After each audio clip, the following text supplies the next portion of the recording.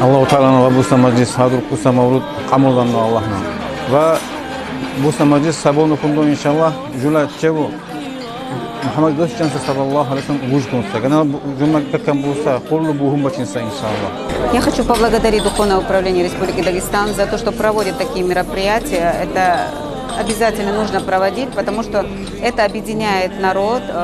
И тем более, когда находишься на чужбине, очень хочется общаться со своим народом и быть ближе. Альхамдулля.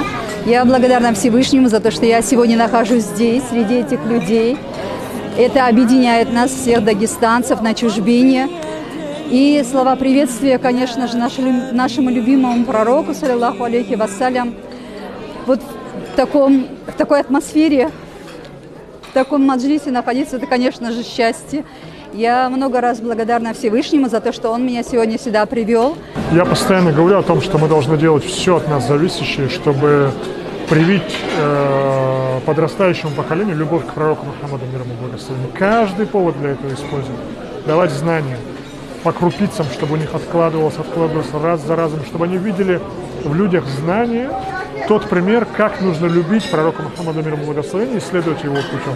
Я хочу поблагодарить всех организаторов этого мероприятия. Очень прекрасное мероприятие. Я очень удивлен и очень рад, что наши братья и сестры не забывают о таких знаменательных датах, встречаются, отмечают и вносят какие-то свои вклады в это дело, что преувеличил всем те, которые были рядом, помогли проведению этого мероприятия, многократно увеличил и принял Всевышний Аллах. И чтобы мы, иншаллах, в судный день вместе все стали с посланником Аллаха, саллаллаху, заслужив его шафаат, заступничество, иншаллах.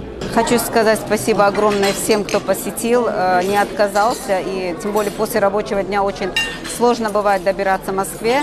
Но все пришли. Спасибо всем огромное. Я надеюсь, что почаще будут такие мероприятия проходить.